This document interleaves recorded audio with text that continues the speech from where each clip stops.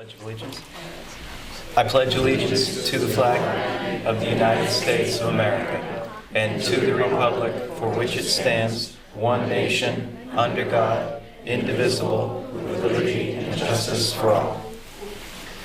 Please be seated. This is the Monday, September 24th meeting of the Clinton School Committee. I'd like to start by asking for a motion to approve the bills. So moved, Mr. Chairman. Is there a second? Second. Motion being made and seconded. Is there any discussion? There being none, all those in favor? Unanimous, thank you. Can we have a motion to approve the minutes from the meeting from September 10th? I'll make that motion. Thank you. Is there a second? I'll second. Thank you.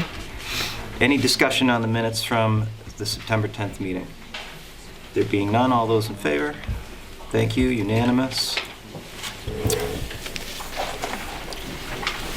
Do we have a student representative tonight, Mr. Hastings? Would you like to introduce that person? Student Council recently, last week, and our representative to the Student Council this year will be Charles McGinn. So, how's this?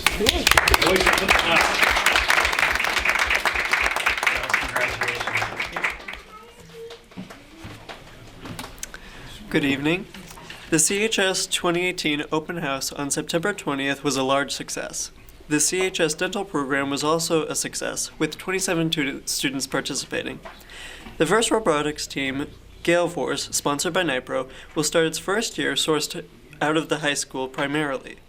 The CHS Math Club has started, and the Excel Club and NHS have begun the new year with their student members making a strong presence volunteering in the community. CHS will host its fall blood drive on Friday, October 12th. Driver's Ed will be held here at CHS through the 2018-2019 school year. The SATs will be held here at CHS on October 6th, and the PSATs, open to all sophomores and juniors and taken by all freshmen, will be hosted on October 10th. On October 3rd, Smeet Patel will be recognized at the Harvard Club in Boston for receiving the Harvard Book Award. We are very proud of him and his accomplishments.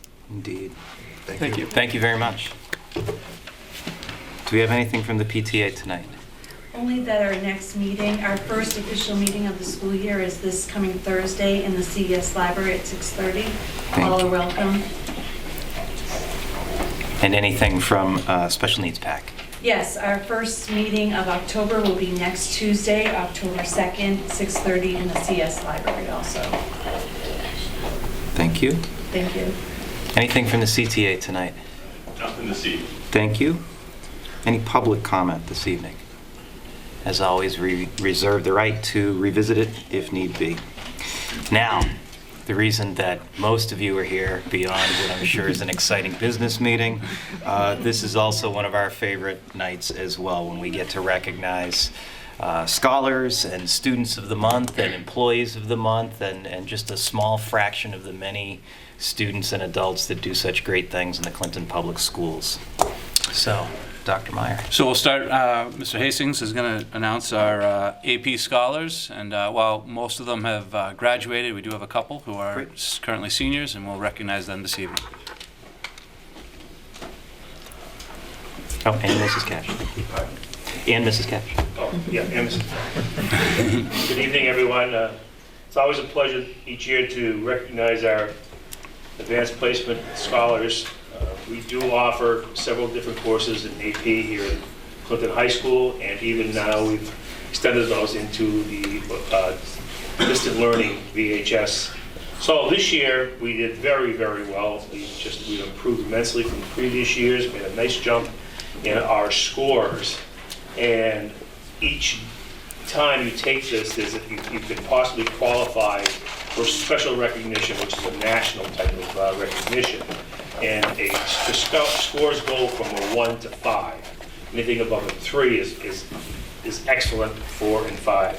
So in order to recognize these students, and most of these students are off now to college, so they're with us in heart as we recognize. But a couple of our juniors who are now seniors are here with us this evening. So for instance, the AP Scholar is any student who receives a score of 3 or higher on 3 or more AP tests. This year's AP scholars are Gabe Cantwell, who's off to college, and Laurie Ann Matos, who is indeed with us this evening.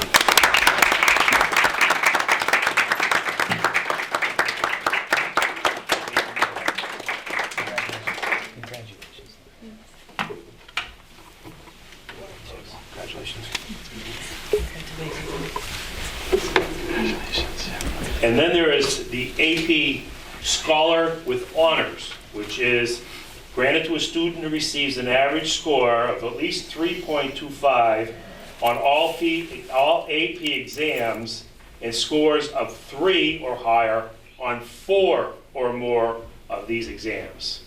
And that would be Ellie Gahen, who's off to college, also Riley Scanlon, and Charles McGinn. Charles?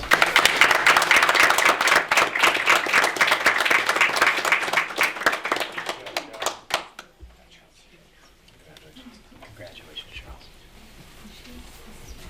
Congratulations. You're just a superstar. Congratulations. Very good. Then there is the AP Scholar with Distinction.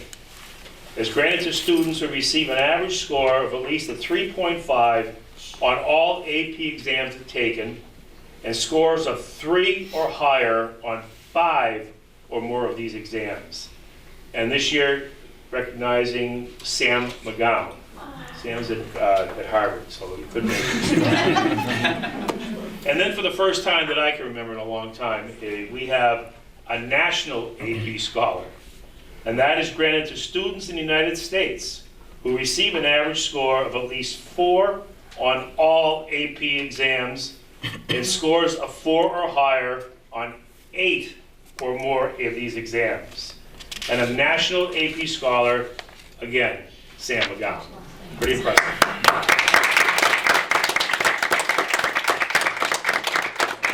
A real pat on the back, a real applause also for the teachers that do indeed teach these AP classes. They go off and they're prepared, they're certified for this, they're trained, and it's a lot of hard work, a lot of dedication, and so the families, we congratulate families and the students and our staff in this AP program. Very honored to be able to give these for a guy that couldn't even spell AP in high school. So. Thank you very much. Thank you. Next we'll have Ms. Sargent come give the middle school student of the month.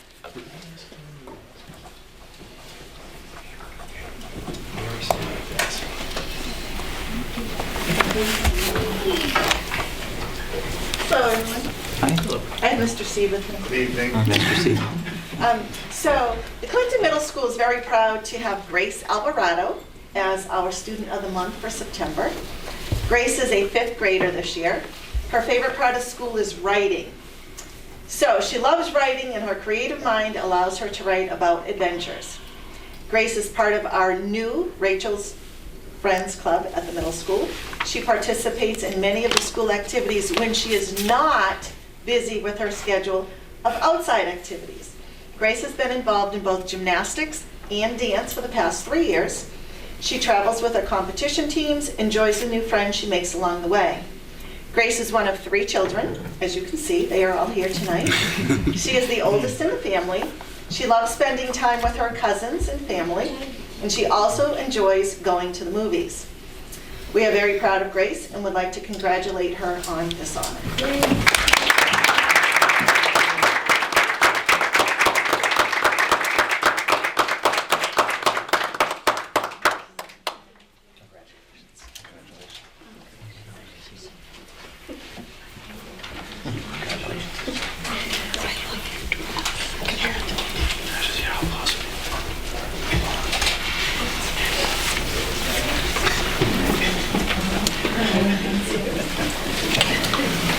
And now, Mr. Rulo to present the Clinton Elementary Student of the Month. Good evening, everybody. Today, we have the honor in order to nominate Caleb Despotopoulos. And Caleb, you want to up here for a second? So, Caleb was nominated by his teacher, Mrs. Cullinane. And Mrs. Cullinane wrote, "I would like to nominate Caleb Despotopoulos for this month's Student of the Month because he's already received a positive office referral." So positive office referral is part of our PBIS program that we have. And Caleb, as a fourth grader, was one of the first ones in order to receive that honor. He said, this year, Caleb he worked really hard on his DRA. DRA is a developmental reading assessment that takes place for us, and it's an opportunity for us to look at a student's, all their reading capabilities, from their fluency in order to their comprehension. So last year, Caleb might have struggled with that. In this particular year, Caleb went up and beyond, demonstrated some leadership skills, and even asked for himself to be tested as quickly as possible because he couldn't wait to read. So from us, I believe that is a huge stepping stone for Caleb, and it really speaks as exactly how the honor and how the elementary school is working. So from us to Caleb, we want to say congratulations. We are so proud of you in demonstrating leadership skills and taking this education so important.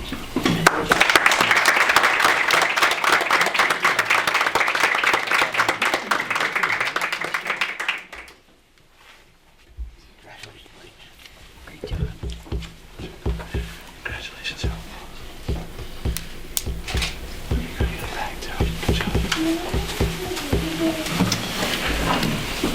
All right, and for our staff member of the month, we'll have Mr. Hastings come on back up.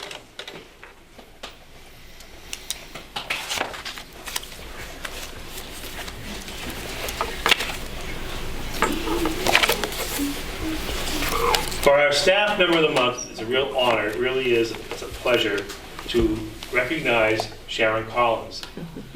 For Sharon, teaching is breathing. Everything she does reflects her commitment to students here at Clinton High School. Sharon is now entering in her 25th year serving here at Clinton High School. She started when she was 8. She was actually one of the people who introduced the inclusion model here and taught to other teachers how to use the inclusion method. She is on our school council. She is in activities all the time. Spring, winter, the fall. She's always there supporting our students beyond the school hours. And I also have to recognize her husband, Mr. Collins, who also comes to all of these activities. She also runs special programs of study. During exam week and the cold nights of January, she opens the building and the rooms upstairs, and she buys pizzas and food for all these students who can use the time the night before each of the exams in our winter schedule. And during the summer, this past summer and previous summers, for her own will, her own, no stipend, nothing like that, she offers a week-long summer reading made easy program for students who may be struggling with their summer readings. She opens the doors and she services them. She is also the leader. She is the Sunshine Club at Clinton High School. The Sunshine Club is a program, a fund that helps students to recognize family members here in the building, teachers, for times of celebration, of births, and also struggles with people who have sadly may be experiencing sicknesses, and also family members when someone sadly loses a member of their family. She's there in the good times, the bad times. We're always assured of her brownies too, at all times, and she's a person that I am so honored to be able to recognize this evening, Sharon Collins.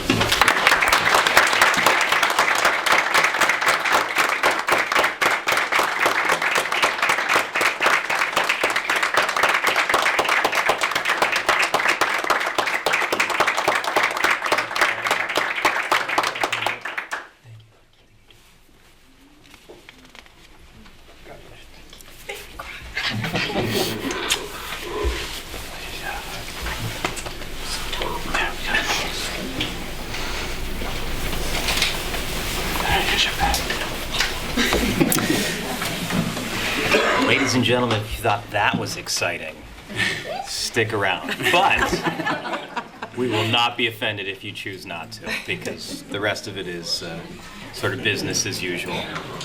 And thank you very much for coming out. Thank you for what you do for our students. Can I go too?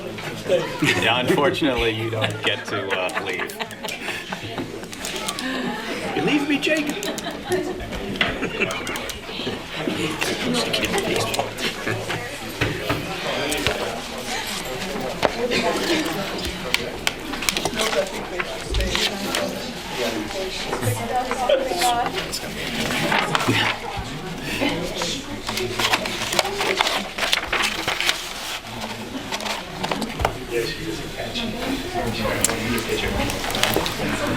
Dr. Meyer, the floor is yours. All right, thank you.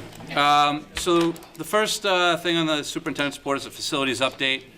I did include there's 3 pages in your packet that talk about the strategic plan facilities section, which just has those strategic goals.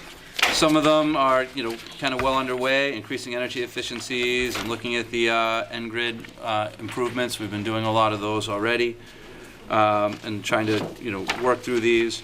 Obviously, I think we've been able to make a lot of headway on this facilities goal, and we've continued to do so because now we have our facilities director, which is great.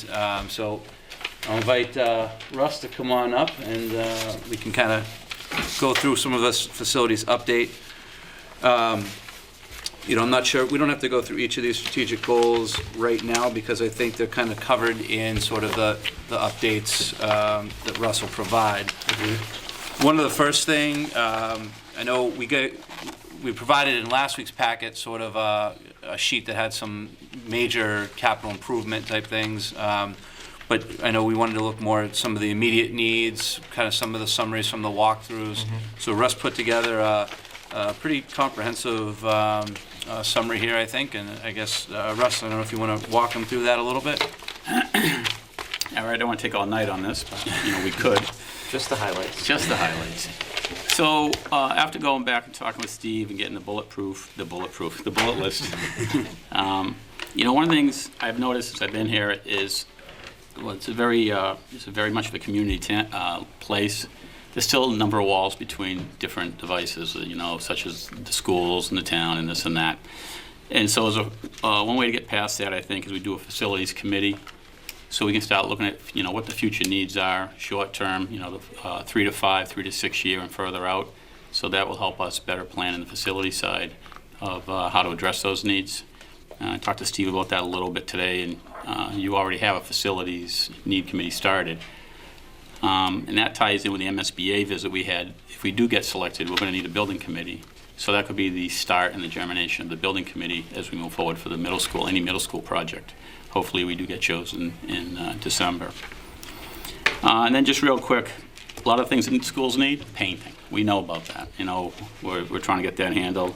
We've dealt with all the lighting issues in the buildings, talked a little bit to that. We're going to review it again and fix anything we need to fix over the summer. There's number 88 items that are out there. The one I put in here is a lift at the stage. We really need to address that. We're not serving the population by having that defunct, so we're going to get in on that in the next few months. Simple things we can do in-house, the whiteboards, the chalkboards. How do we want to proceed? There's a bunch of options. That one's really more localized to the middle school because all the others would have whiteboards. Yeah, already. it really is.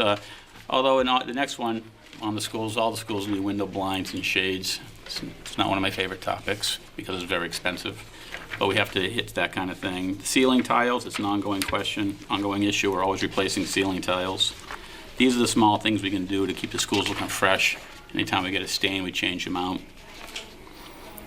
There were some questions at the middle school about some air issues in the building, which we've recently addressed, and we've just found a few more issues we have to deal with, and they're all underway to be taken care of. They include unit vents, some exhaust fans, some ventilation, some coil cleanings that haven't been done in probably 20 years. The middle school, again, it's in the lead. We got to really look at the roof on that building. I've got a short-term fix coming down the pike. For the bad areas, we're going to have what's called roof coating, just poured over. It's basically a rubber paint, and that should last 5 years. We can reapply on 5 more years if we need to. Hopefully, we'll have a new roof or a new building by then. Interior doors is an issue that needs to be looked at as we move forward. Low-hanging fruit, lockability operations, there's a lot of them that are just old and worn out, and we need to deal with it. School safety, school security. Same with the exterior doors. Exterior windows and glazing, those are thermal issues, need to be looked at. Casework, that really, a middle school issue again. We've all seen what those look like in there. Fire safety, it goes on, a little bit of information here for everybody. I don't want to get mired down in it, but there are fire codes we have to obey, and we're going to move towards obeying all those fire codes. Building hygiene, simple things like letting us know when screens are broken, keeping your windows closed, not letting the flies and the bugs in. Pest control, we want to control the foods and drinks in the building. Fewer spills mean fewer insect activity, lower cost for pest control, which is quite expensive for us. And I put this down here, assisting custodians. There's only 2 of them every night. Simple things like putting the chairs on the tables, that kind of stuff. We all work as a team, so let's help everybody out. And then one of the biggest issues in the district is storage. And as you all saw in the walks, the school's stuffed full of stuff that's never getting used. So we really could do ourselves a favor and get a disposition policy in place and start getting rid of some of this stuff, getting it off to districts who need it. Worcester needs a lot of furniture. We can get that traded off and get some functional space opened up so we can actually do what we need to do in the schools. And the site issues, they're just too many to get into, but we're addressing those issues. And we actually have Ash Street on the agenda. We'll talk about that in a second. I just saw that. Thanks. So those are the bullet issues. I don't know if you guys have any questions on those. Any specific to any of the walks you had, or? Well, once again, I'd like to say thanks for your availability and being able to see the facilities through your eyes, through the eyes of the custodians. It's always helpful to get a sense of, what the day-to-day conditions look like and where we might need to put emphasis or advocacy for, supporting the work that you're doing and that the work that needs to be done to keep our buildings in tip-top condition. One of the things we've done, we've partnered up with Woodshop. I forget the teacher's name. Mr. Crowley? Yeah, Mr. Crowley. He's actually repaired the front door here at the high school. The wooden door was snapped off the hinges, and he repaired that for us. He's actually volunteered to help us in some town buildings as well. So just an example of some of the synergy we want to do between the departments, opening up those doors and seeing what can happen. That's terrific. Any other questions? I do, but I think Ed will go on first. Okay. Yeah, that disposition policy, Mr. Chairman, what do you think is the appropriate subcommittee, or maybe it's open for discussion, Well, I that think should handle that? Because there's the facility subcommittee that I think you could argue could go under, but then we also have a policy subcommittee. Right, so a disposition policy is just our policy, our policy, and then the school district's procedures on retiring equipment that isn't being used, or that's going to go out to bid, or that's going to be put on a municipal eBay-type website. You change curriculums, and you have, new materials that are part of that process. You then have, a lot of books that might be current, may not be, but might be current and may be of value to another school district and a school-based organization, homeschool, what have you. And we just have to have a policy because it's taxpayer money that has been allocated to buy those resources. So I think maybe my suggestion might be we start it with policy. I would agree. So that we can look at make sure we follow the legal procedures in terms of, does it need to be, I know in a regional school district, we had the authority to just declare things surplus and then we get rid of them. I don't know in the town, I'd have to double check in the town, if we declare it surplus, do we then need to send it to the selectmen? I was gonna say, the town has one. Yeah, they have their own disposition, okay. Because I was getting rid of some filing cabinets, and Mike explained it to me, so I don't know if it's in, especially if they want to start there, I don't know if it's in writing, or Yeah. if it's, but he explained it when I had some surplus property, so I know there is some kind Okay. of. So I can So start that's by probably- yeah. connecting to like Mike Ward, and we can get a sample policy, and we can start from there, and then if we want to, like, kind of, I think maybe the facilities committee then might be working more on the procedures a little bit in terms of, okay, if a teacher has something they want to get rid of, like what's our chain of command, when does Russ get asked about it, when does it get brought to here, that kind of stuff. Okay. Any other questions? Yeah, on this, and I read through this, but what I was really looking for was, no, I mean, this is, but was that spreadsheet with the, the actual project, for instance, like, and I couldn't find the one in here, but when you and I walked through the. Like the one I did last week? Well, last time? no, not really. So the one, like when you and I walked through the bleachers over here. Right. Was, okay, that's not in here. What I want to see was, the slats in the bleachers and then, like a priority code and then a pretty good estimate on what that would cost. So that, as we've talked about, if money comes available, whether it's, usage fees or whatever, and it's something, a couple $1,000s and Steve has it, then Right, we can just check that off. And not only that, that whoever's reported it, the administration or whoever, that they can see it, hey, it is being addressed. It's not like, hey, I told somebody about it, it's not being fixed, is it, what's the status of it? It's all right there. For everything from the, the smaller, like I said, the bleachers to that air duct, whatever that was down the wood shop. Yeah. Yeah. Just so we know that, hey, it's been identified and, like Steve said, the low-hanging fruit, when we can get to that. Yeah. That's kind of what I was looking for. All right, that's a little drilling more into detail than I was. That's what I wanted, going to provide. So that actual issue, because you and I have spoken about it, we've actually contracted out with Husky Seating Company, the people who do all the bleachers and stuff. They're going to do all the safety inspections. We're supposed to have them done yearly. Well, yeah, I was just using that as an example. Right. Well, just so you know, they're coming in anytime soon to actually do those inspections and give us a price on that. We don't have that information yet to provide it to you. So as soon as we have it, we can get that out. Well, again, I was just, any of this stuff, like, Right. if it's listed, there isn't an estimate yet, or, hey, it's a priority, I don't know what numbers you want to use, 1 to 5 or whatever it is, Yeah.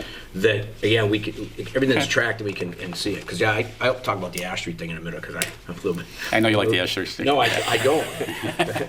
But that's a whole nother, but yeah, if we could get something like that, just so we could kind of. Yeah, that's actually something that's going on. That's part of that software program we have that's called School Dude. And I think I haven't given all of you access to it just because.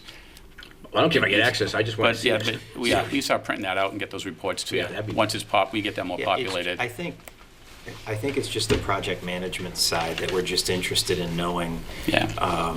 You've identified whatever your priorities are. What do the timelines look like Yeah. from initiation to completion, and Right. and what we might need to do in terms of support for it. No, I understand. Or more importantly, which leads to my question is, where's the money coming from? The budget will be here before you know it. Well, that's what I meant in You have terms a of us checkbook? supporting it. Right, yeah, so. Agreed.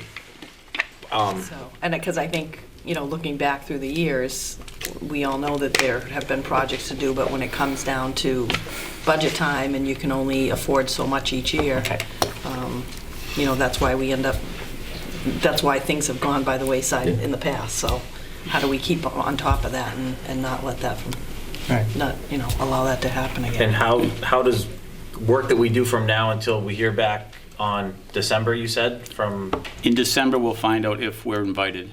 okay, we're invited, all right. So, I mean, does that mean it makes sense to, does it make sense to wait until we hear back one way or the other on? Well, I can talk a little about the site visit if you want, Yeah. if you guys are comfortable with that now. Well, the only thing Yeah. I just, and I know we keep saying, I think we're all asking, when can we get that sheet with the project? Well, I'll put together the priority sheet you're speaking of and get it to you as soon as I can get all the data compiled. It's pretty comprehensive Right, so across the and district. again, I'm not trying to, but like a timeline, so it would be 2 weeks, a month, or? Well, for your next meeting. Okay, no, because like you're saying, that way we'll have that money Yeah.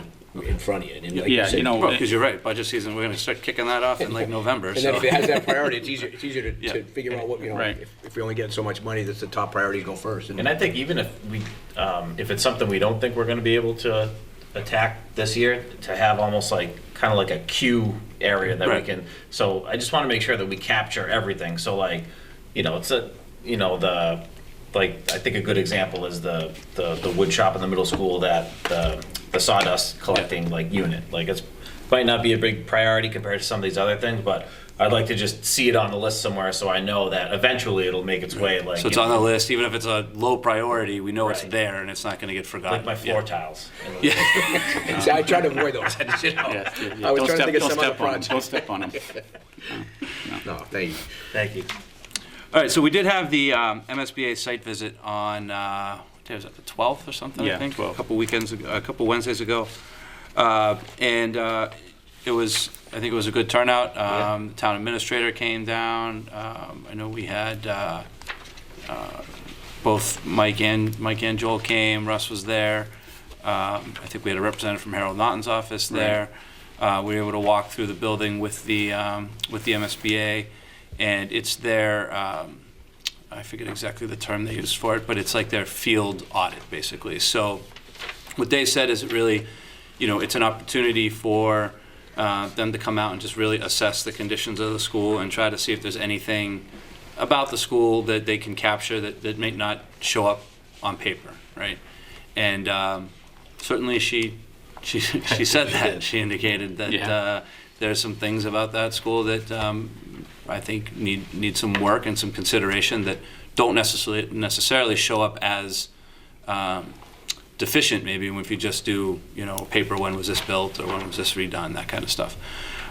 So the big thing I would say is I thought it was very promising. I think that certainly no guarantee, you have no idea what the other buildings look like, right? But certainly it seemed promising that we might either get invited this year or maybe asked to reapply next year.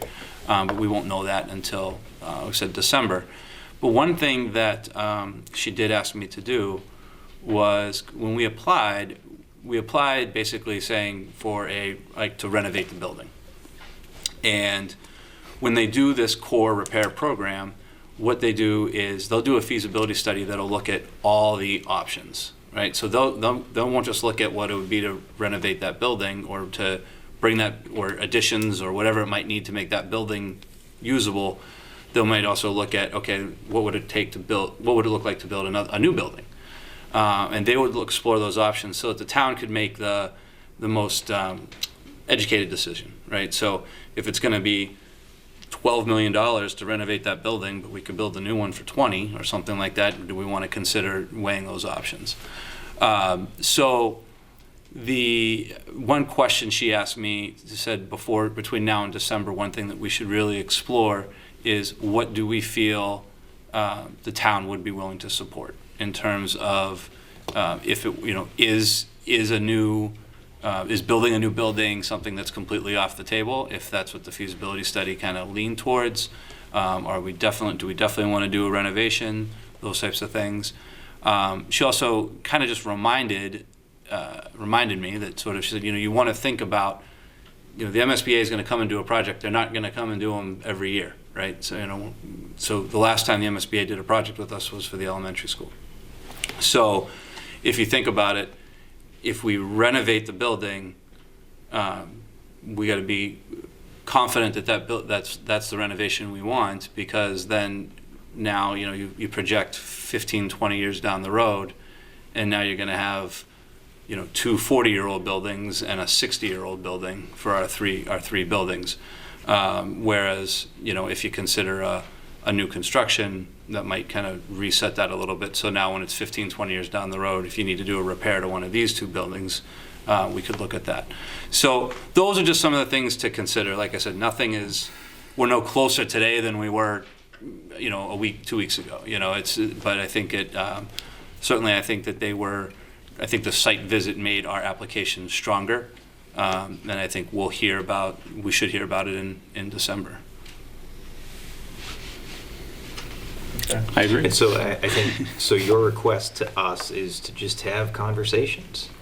Yeah, I think we can start with something maybe a little, informal. I think maybe we talked last week about the district environment committee and how we want to get that rolling. And one part of that was to do a survey to parents and stuff. That could be something where if we do a survey, maybe there's a question on there about that of, what would you support or something like that. We could also talk to other town officials or the, finance committee, things like that. I mean, so I guess the other part that I wanted to mention, the whole process takes time, right? So if we were invited in December, we would probably target to try to get money earmarked or approved on the warrant this June. Next, Thank yeah. you. Yeah, in the 2019 town meeting, we would probably need to get close to $1 million or so approved for a feasibility study, because that's how much the feasibility study alone would cost. Yeah.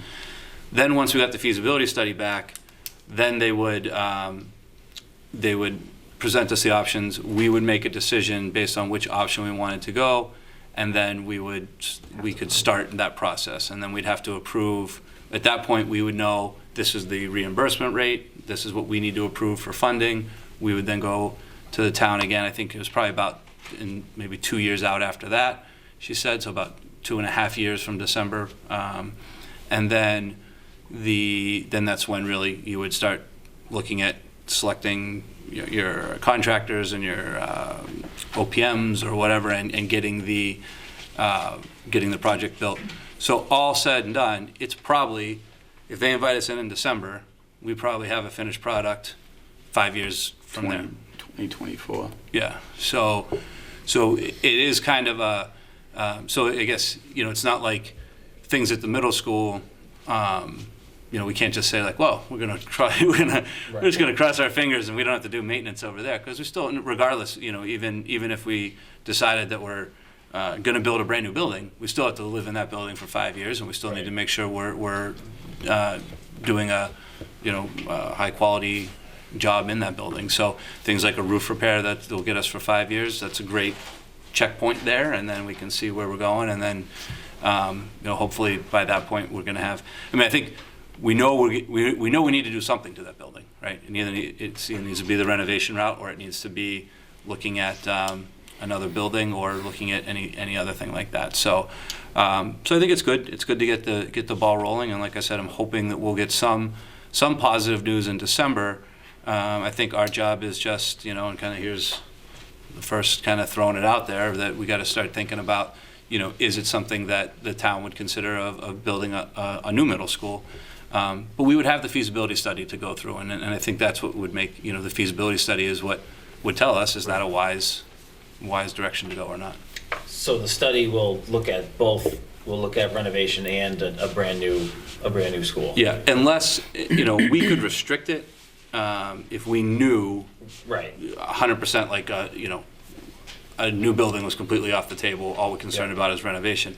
Right. But it doesn't really make sense to do, I think, a limited scope feasibility study like that, when I think that it's, if you're going to get a reimbursement rate from the MSBA, I think it's worth looking at too. What's the best way we could use that money to invest long term here. Yeah, and on the feasibility studies, when I was working in architecture, we were doing schools. The studies that were the most successful, the ones that had good conversations with the districts. You had them all around all the time asking questions and find out what everybody really needed. And So to that point, I have a question. Is it a chicken or an egg kind of thing, where it's to have the kind of conversations you need to have the feasibility study to refer to, otherwise you're just speculating?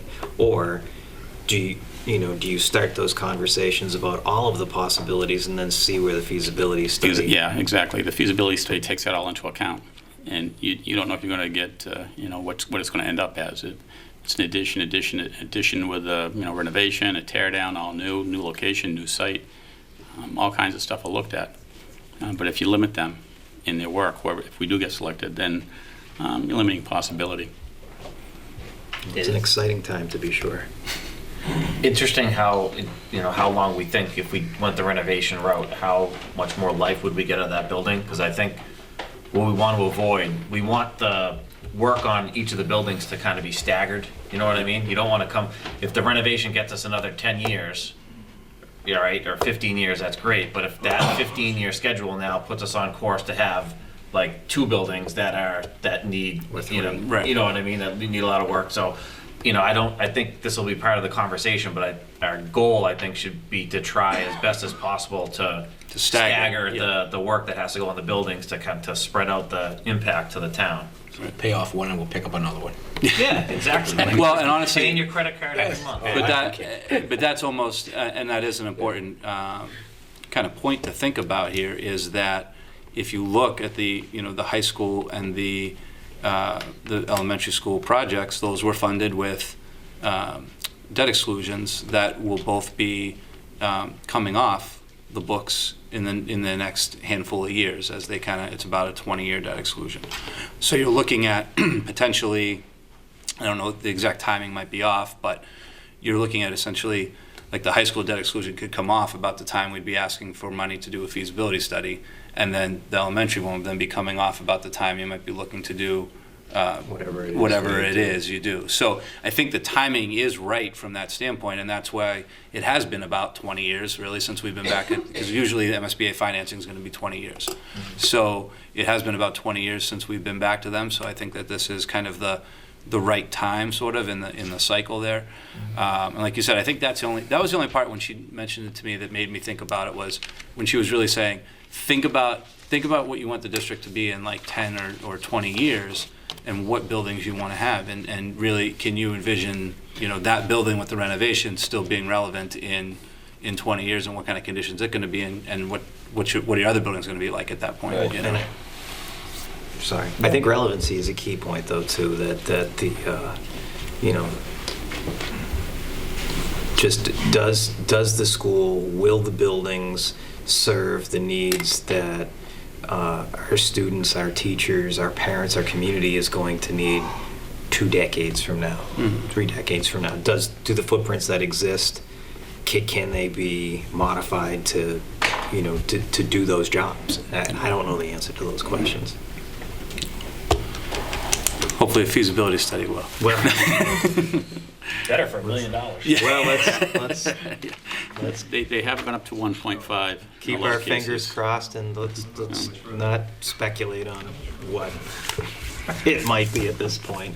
We'll just keep our fingers crossed. And So I will probably try to have some informal conversations with some people. I've talked to Mike Ward about it a little bit. I might try to talk to some people from the finance committee, just to kind of get a sense of, and I have a feeling, kind of what you're alluding to, Joel, is that, I'm sure a lot of people are going to say, well, I'll support what would make sense, and the feasibility study is probably going to tell us what makes sense, Right. And I think that's at the point where you'd have to really, that's when we'd have to kind of decide which direction do we want to go, and really try to sell it a little more. I think the legwork we can do is just to make people open to the possibility of. Well, just aware that it might, a new school could be a potential option from the results of the feasibility study, just to kind of manage expectations, so that when we do get the feasibility study back, and we do start discussing the possibility of a new school, they already have been prepared, would have already had conversations with them about it. I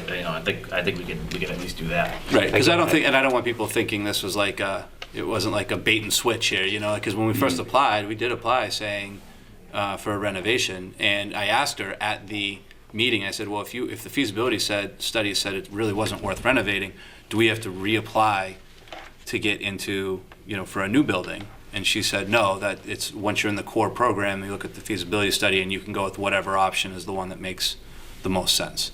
So it really is a sort of one track. You do the feasibility study, and you can, then the town and we can try to decide which we think is the best, and hopefully the town would support that. And we're one of 70 applicants to get in on the list this year. And they're going to pick how many, 15 or 16? Yeah. depends on what the scope of the Right, project is. depends on So we'll see. I mean, we might not get invited. It might not be, but like I said, I think the site visit helped our application, and if we don't get in, we'll apply next year, and it'll even be stronger because we'll be 1 year older. Right. All right. So speaking of feasibility studies, but one that does not cost nearly as much money. True. We did select a design firm for the fire station feasibility study. I've included some information in your packet. It's the Drummy, was it Drummy, Rosane, and Anderson? DRA. DRA, right. And so they, there's a few pages in here that kind of talk a little about them and what their project proposal is. I didn't have copies of this for everyone. I do have one. This was their full application packet, so if anyone wanted to look at any of the other materials that they provided. A lot of the other stuff in here is more of the required forms and that kind of stuff. But they came, they did a very comprehensive presentation, and they seem to have extensive experience with these sort of the schools, technical schools, maker spaces, those types of places, specifically in education. One of the people on the team is a former superintendent that they use as a kind of their educational consultant. So it seemed like a very comprehensive team. And they also had one member of the team that will be working on this project is a historic preservation expert. Yeah, right. So I think really when they formed their team, they did it very purposeful to kind of meet the needs of that project. So hoping that we can get a good study from them and get a good direction on how to move forward with that project. Right. We had 3 firms that sent in their packages, and 3 of them scored 20, which is the highest you can score. And these guys floated to the top because of the program side that the superintendent was alluding to, and just the fact that they were just hitting it at every point and everything we're talking about. We want to do with that building. All right, and I guess our last facilities update is the Ash Street fields, and I know that I feel like I put this on here because I know some questions have made it to me. Nothing has really, I haven't really had to field any questions directly from anyone. It's mostly sort of, I guess, indirectly that information has come to me about some concerns. I know, Russ, you had some meetings, I think, with or discussions with Parks and Rec about Ash Street and trying to just clarify some of the expectations. Right. So the superintendent had given us a document about 2 months ago that put Ash Street clearly in the purview of Parks and Rec. Parks and Rec had never seen it. The document was from 2001. So they were a little bit taken back by the fact that they're in charge of maintaining Ash Street. So we do have them down there now maintaining to the best they can without any added manpower or equipment, which is a huge problem, especially since the condition of those fields has deteriorated over this year with the rain we've had and the growth. So we are going to attack it. We may have to either get some feet on the ground or rent some equipment or something to get in there and get those fields back in shape. But we're going to figure that out in the next week or two, see what we have to do to get that going. There are some options. Otherwise, we're putting together, and I actually just spoke with Rob this morning, a little while ago, we're going to come and have meetings with the elementary school on how they're going to maintain that. And I met with the Parks and Rec today, and they are going to schedule maintenance on that in the mornings. Then we're going to try and find the right times to stay away from recesses and other uses of the field the school has. Other than that, we're just going to hit it and try and catch up. They know they have to do it. They're going to get it done. Questions for Russ on that? Do any school, I know youth sports use that field, correct? But do no school sports use those baseball fields, do they? Correct. As far as Yeah. Little League uses it occasionally. Well, I think he means school You sponsors. use it school, use it actually, as a playground, right? As a Right. recess area, right? So it wouldn't matter to you whether it's a baseball diamond or just a grass field. I Right. think We that's don't what need we're- it, yeah. Right. Yeah, and I think, I understand we want to keep the baseball field in good condition, but I guess my question is, when you start divvying up some of this work, like some of the work is going to get thrown under the bucket of the schools when you start breaking it up. And I guess my question is if no school sports use those baseball fields, is it appropriate to kind of put the upkeep of the baseball field kind of under the scho's umbrella? Whereas I feel like It's not, it's under Parks and Rec. Right, but I tend to agree with that more. But like when I'm, some of the proposals, that you sent out about redoing some of the fields and stuff, I was just curious how, where that money is going to kind of, for lack of a better word, be allocated. So you know, if we're spending $75,000, yeah, all right, thank you. Yeah, So That's the one from last week. yeah. Let me get my yeah, so like the Clifton Elementary School renovating the ball fields, $175,000. Now, like, as a private citizen, I would be in favor of seeing those ball fields renovated, but as a member of the school committee, I might Yeah, caution to have that, you know, be under the school's budget when, I mean, if I think it would be a different story if a school sport was using that, but if it's just if it's a youth program, then I think that would kind of fall more under the Parks and Rec umbrella, which it does like should, right now. It should go into it, but Yeah. actually, the school is implicitly tied in through that document to helping maintain those fields. Correct. So a portion of it would come from the school. This is just a gross number that would encapsulate all the work at the basketball courts, the playgrounds, the fields, the hillsides, cleaning up the entire space, all the fencing, everything else that needs to be done down there. So that's really the landscaping of the footprint of the entire campus. No, that's just that piece right there. But you're saying, but it's not just like redoing the infield. I No, mean, no, we're oh, talking yeah, about it's- like the fencing. the and- basketball Everything from the basketball courts to the backfield over there. So, Okay. That's a ballpark number, and the school will own a piece of that based on that document unless something changes. So I guess what Ed said is again, that was a draft, and I know we got Yeah, to, yeah. to break it out. You know, Yeah. like, okay, like, so what, you know, your need for the school part, and then, you know, like I said, you know, it's Parks and Rec, it's town property, but, you know, like he said, if I'm the people voting on it, I'm like, what is this? Where's the money coming from? $175,000 to do over a recess pit, see, Lily, you know. Well, it's a really good recess. Yeah. The, Put a dome on it.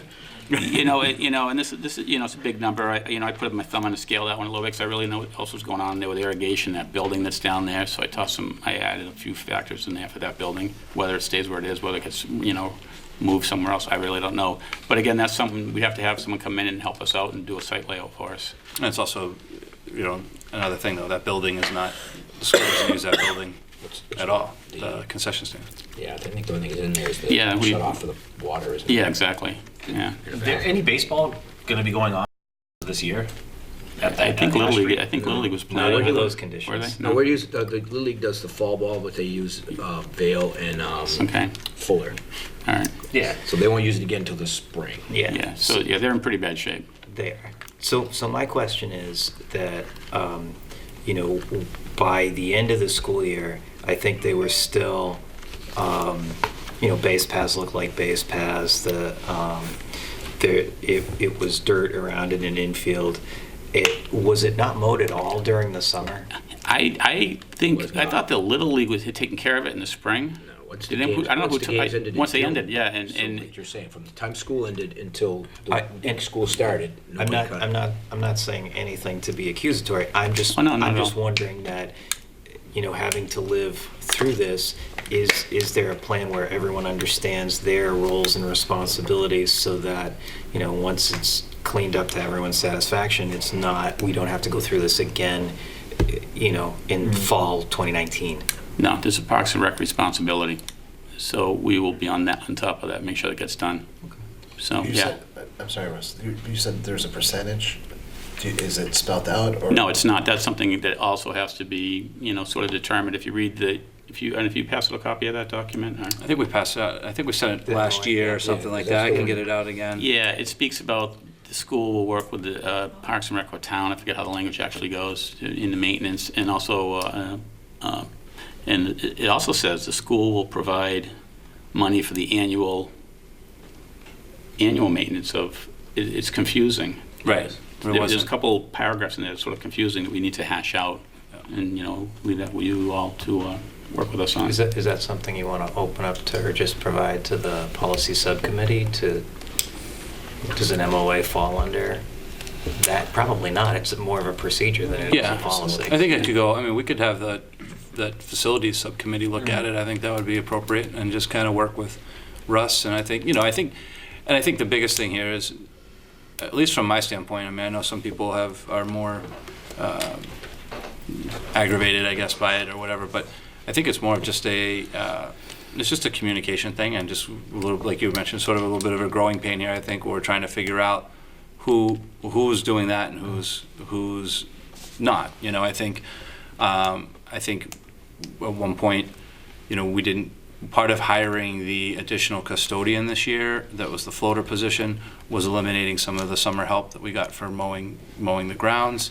But I know part of that understanding was that Casey wasn't gonna have to mow those fields, so he wasn't gonna have to drag down there. But then I don't know that we got that word fully across to Parks and Rec that they had to, and then it kind of just seemed to sit for a while until we kind of cleaned it all up as we got closer to the beginning of school. So, I think that's the type of thing that I think we'll be able to work through it. And I don't think anyone did anything. Certainly, I don't think anyone did anything malicious or neglectful. I just think it was more of a sort of a communication thing, trying to work off that document. Yeah, I think it makes sense to work with Parks and Rec and revisit the memorandum of agreement. I mean, it's a MOA, it's not a Bible, and it's Right.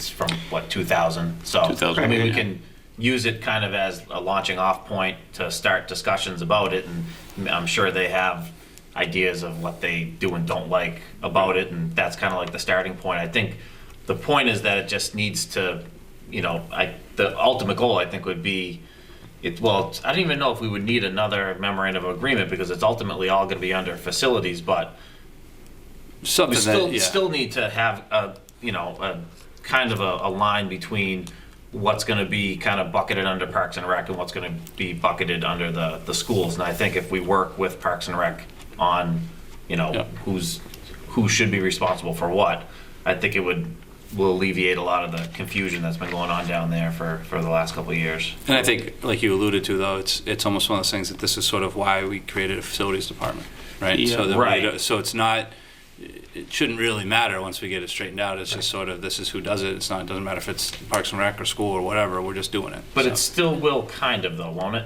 Because there will be some of the things that Russ is doing, he's going to associate with the schools. And so, I mean, we still have to be careful. Yeah, we you know still what I have to mean? have a little bit of, yes, Line items, yeah. Right, they're the chargebacks or whatever, Yeah, Yeah. in that document, I think, I may be wrong, but that was actually created because of the MSBA funding on the school. Yep. So the document is really moot once the funding is complete for this elementary school. Okay. And which would probably timeline and gel nicely with when the department actually is totally formulated. And so then we'll just direct staff to, on a scheduled basis, to take care of the grounds that need to be taken care of. Okay.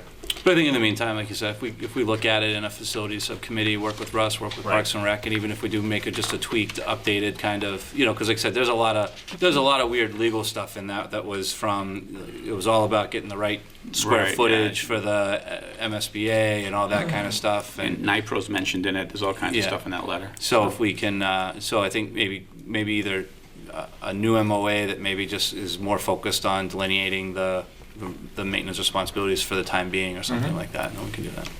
So just to be clear, and I think just because we have the Parks and Rec and obviously the Yeah. youth sports, so I know we're talking about, making some changes to the MOA and whatnot, but between now and whenever that happens. It's being maintained by Parks and Rec. Okay, because if you're gonna, well, no, because Yeah.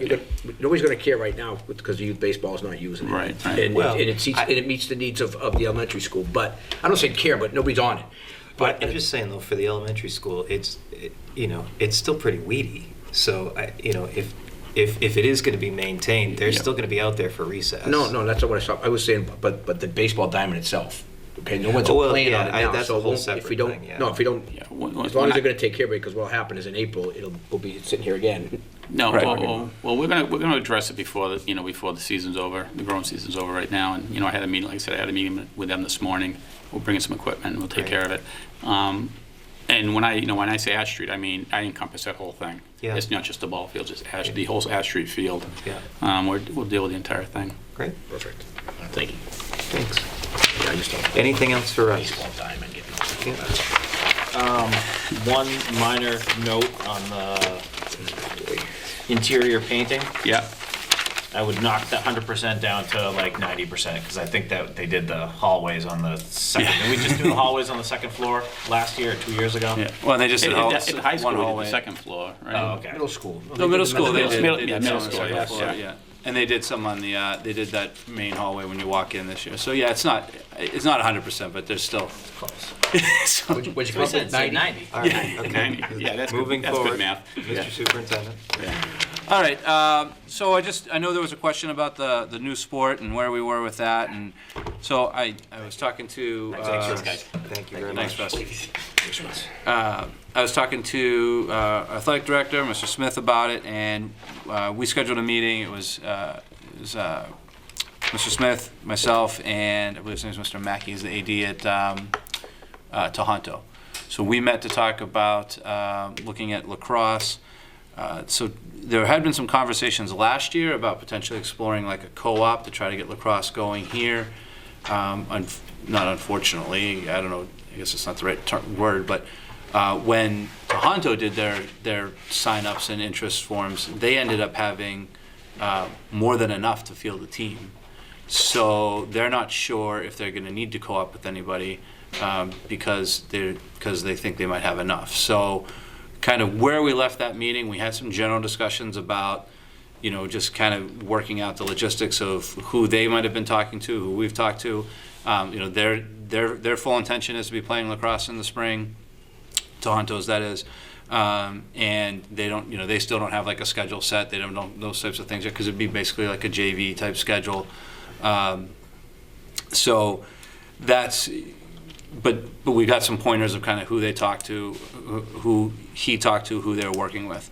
So we left that meeting that Tohoto was going to go do another survey with their students to try to figure out what their true interest number was, right? So like they did one meeting where they did, they did announcements and who's interested, and they got like 4 kids.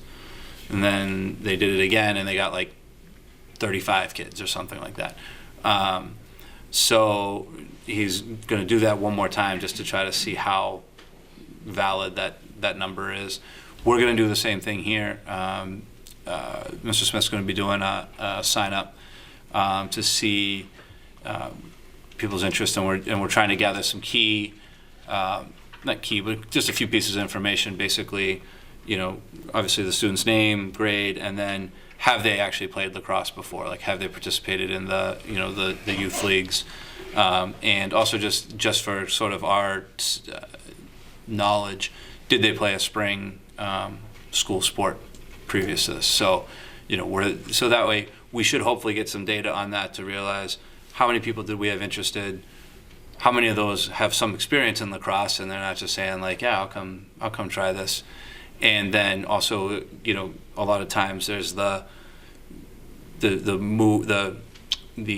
opposition to maybe a new sport or something is, well, that's going to kill this sport or that sport. So we might also have some data there in terms of saying, well, no, none of these kids played baseball last year because they were playing youth lacrosse anyway. So, so we'll be able to look at that. So that was sort of the update on where we were with that. So I think our next action step is to try to go ahead and see if we can come up with the exact numbers and see what the best way to go forward would be, looking at that. Are we looking to be the host?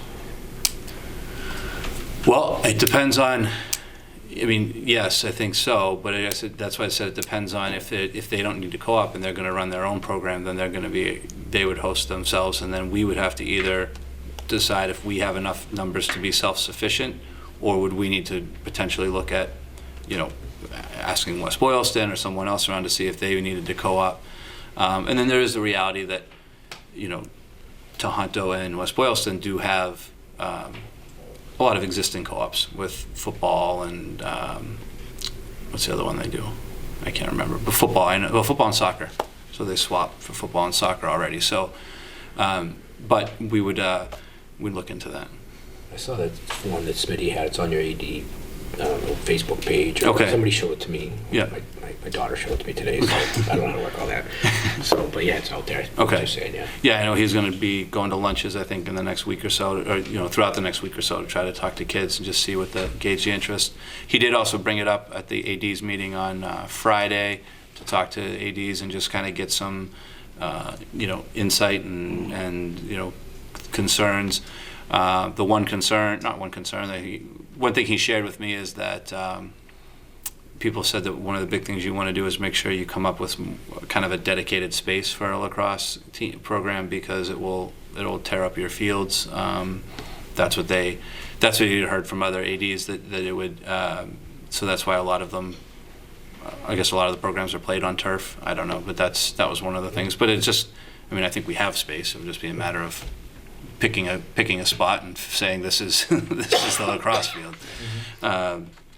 So that's that's just an update on that, where we stand right now.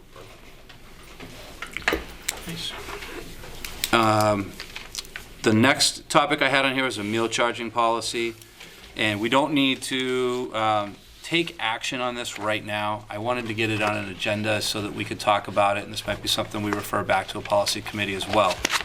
But you can see there's an MASC policy newsletter. This one was actually from February of 2018 that talks about the meal charging policy. So the USDA came out with some guidelines requiring all school districts to develop a meal charging policy. In addition, provides updates on alternative meals, those types of things. And you can see there's some restrictions on there. It says that you have to provide the same meal choices, but you can restrict a la carte items. And another big thing is you're not allowed to, you're basically not supposed to tell students really that, like, they're not supposed to deliver the message through the student that, you know, they owe money. It's supposed to go directly to the parent. So then, after the policy newsletter, the next page there, it says file EFD meal charge policy. It's got the little, clip art. I think it's like a world there or something like that. This is the MASC model policy. Okay, so this first one, EFD, is the model that the MASC put together.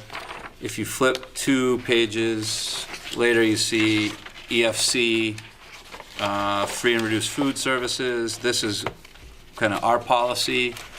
This is our current policy right now. And then we have EFC 1 following that, which is our current lunch program policy, and it's very specific to just grades 6, 7, and 8.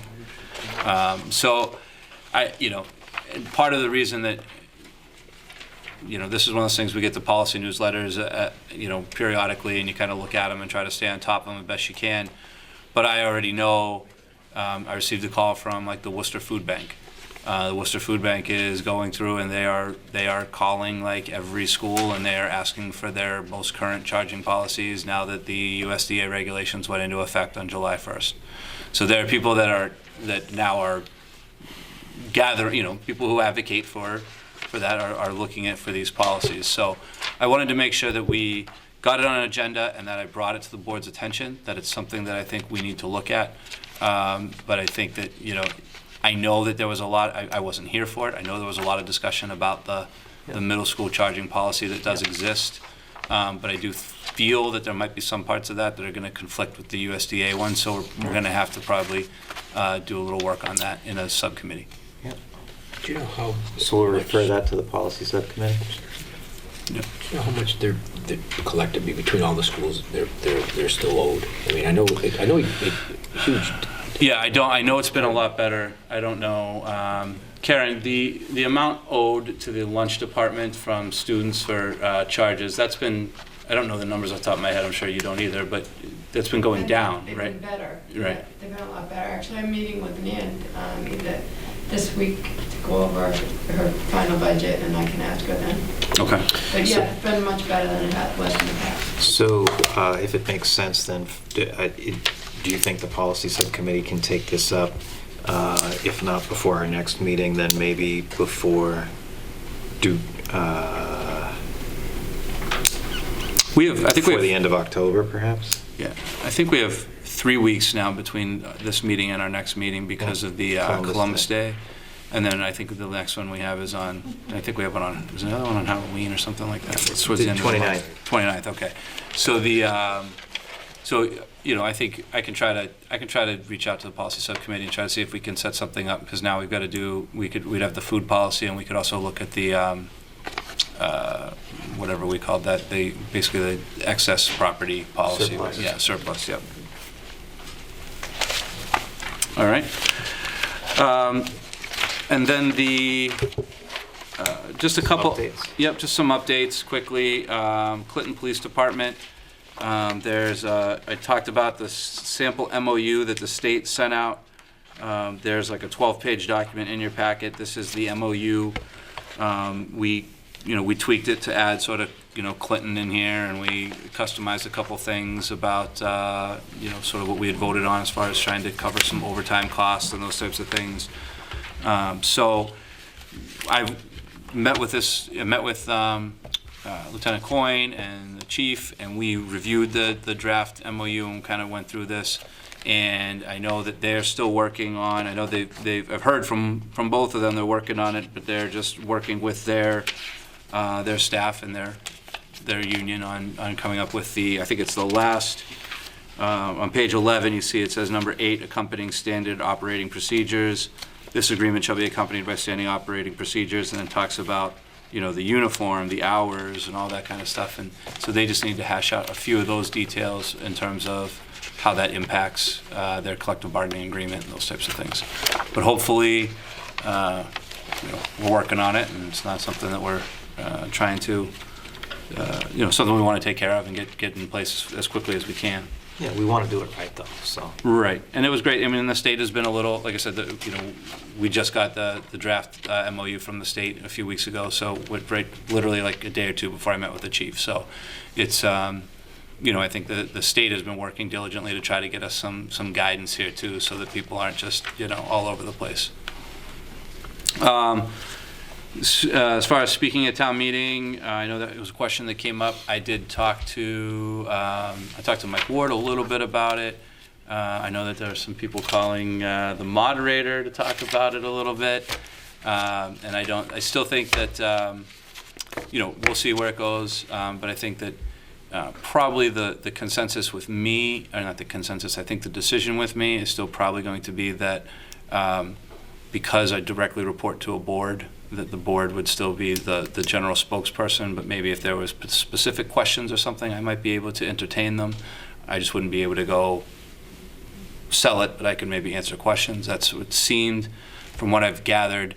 I haven't talked to the moderator directly, but then I guess it might be that Russ, or someone who doesn't report directly to a board, might be given more opportunity to share that directly, because he doesn't have a board to kind of directly vote his. Mm-hmm. So we'll see. I mean, I'm not, we'll make do, but I think it's nice that at least we're having conversations about it now, so that we can kind of get things on it. Yeah. Yep. FY18 special needs placement. I know last meeting we did an update on the FY18 budget, and there was some questions, not questions, but just sort of requests for, I guess, some more breakdown of some of those placements. So I did try to look through the final FY18 student placements, and as well as our payments, and just kind of break that up by the number of students and the grades. So that's all there for FY18. I did not do kind of like a comparison to FY17. I didn't do a historical comparison, but I think this gives a little bit of information, and we'll continue to kind of work off of that. One more update is that Harold Naughton's office has reached out to us, and they would like to host a opioid forum on October 26th at 6 o'clock at the high school, and we checked it, and it's we were available to accommodate that date for them, so they're working on a program. I know they've asked me to be part of that program, so I don't know much about it besides I've been asked to be part of it right now, but so we'll be having an event on October 26th. I think that's all I have for right now. Do we have anything, thank you, do we have anything from the advisory committees? Nothing at this time. Do we have anything under old business? Do we have anything under new business? Yes. No, go ahead first. Well, I just have one. I have one letter of resignation of Vivine Marana, who's a instructional assistant. Was given her resignation. Her last day of employment will be September 30th, and she did receive an opportunity to serve as a teacher in a private school. So she's accepting that opportunity. Thank you. Please wish her well in her new position. So as far as new business, I wanted to bring up high school busing. Okay. So it's been brought to my attention that there seems to be a lot of buses that are unoccupied. You know, there's not a lot of students that are getting on the buses, especially at the end of the day. And I know that, you know, we have a contract that's in place, but I was wondering if we could work with our transportation vendor to keep track, maybe for maybe a 3-month period of time, as far as how many students are on buses at the end of the day. So if we can know like how many buses we have running at the end of the day, and then if we can have a comparison of, you know, how many are on in the morning versus how many are on in the afternoon. It's not something that we have to do every single day, but if we could get Get a snapshot. 3 months, if we can get a snapshot, you know, at least Monday through Friday, you know, a couple times throughout the 3 months, so that we can look at what's happening. Because the feedback that I'm getting is that, you know, parents are coming to pick up their kids, and they're, you know, just watching a lot of buses drive away empty. Yeah. So I guess one thing that I will just comment on that is we have a very, I feel like it's a fairly unique bus contract that we have, that we pay sort of a fee per bus per day, and it's not necessarily based on like the number of runs. So this is something we looked at. I looked at last year when I was trying to look at this, and it surprised me, right? Because normally you'd think, well, if I can cut a run out, that's going to save us money. But I guess the way ours is worded right now is that we pay per bus per day. So that's why we do so many runs of buses, right? That's why we do a high school run, a middle school run, an elementary run, then we do a kindergarten run, right? Then we do pre-K runs during the day, then we do the reverse for that. So I think one of my takeaways from my meeting last year on that was that under our current bus contract, even if we said run 2 less buses in the afternoon, it wouldn't really necessarily save us money because we're still paying for them because they're going to need them for the middle school run or whatever. However, that being said, I do think it's still something that we need to look into, because I do think Karen and I already talked about this, about the potential of whether we do it this year or next year, we're going to have to go out to bid for buses in the very near future. And having those numbers and looking at saying, you know, if we put together a bid request that was going to look at, can we do, you know, if we have low numbers on high school buses, can we do, and now we have 1 less grade in the middle school, right? Can we do middle and high school on 1 bus run? Or something along those lines, and looking at those types of options that maybe could be more cost effective under a different contract structure. And the other thing I'm looking at is, I know that we took on 1 bus already. It was very late in the year, last year, as far as when it got off and running. So we didn't want to go too fast. We wanted to have real data, real numbers, the gas prices, the whole bit. But I'm wondering is, as the bids are going to go out, if we can look at, you know, if we look to take on another bus. A van, you're saying? The vans, you mean? The bus, the van, you know, Yeah. choose, you know, look at the cost benefit Yeah. of us maybe expanding another option. Yeah, and I think Karen's been working hard on getting those numbers, and actually our driver's been great, and he had a meticulous log of every miles, all the miles he's driven, every exact gallon of gas he's got. I mean, he kept a very meticulous log on that, so we've been able to work on some of those numbers. So, and it is still coming back that I think it's, I do think it's been a cost savings right now, and then so it's a matter of just projecting that out. If we went larger, you know, if you have an employee now that's doing more and they trigger into being over 20 hours a week in health insurance, how does that factor in? Those types of things. But I do think it's definitely something that, as we approach budget season, I do think that right now it looks like expanding that would probably be a wise thing to try to do. Yeah. And keeping track of the students taking the bus home at the end of the day. I know we said take a look at it in a couple months. Just has to go into another sports season. Right, because you know, you got football and field hockey, so those kids aren't going home, right? So, you know, right. And also when the lousy weather comes, you might find more kids need a ride home than walking in the nice weather. Yeah. So that's why I said the 3 month span. Yeah. Because it's going to transition into the winter. Yeah, because you know the ridership's going to be usually higher in the winter when it's less kids want to walk or wait around to get picked up. But that's exactly my point. If Yep. it's low, you know, because today was one of our first cold days. But if it's low in the next 3 months, when it's 0 below, then we know it's going to be. Then we know it's going to be low. Yeah. Good point. We're also on the lane plus in the winter too, right? So that'd be using that as well. Yep. If we can have that. What time does that pick up? 3:45 here, 4 o'clock over there. All right. Anything else under new business? There being nothing, can we have a motion to adjourn? Make that motion. Second? So moved. All right, thank you. I saw you diligently.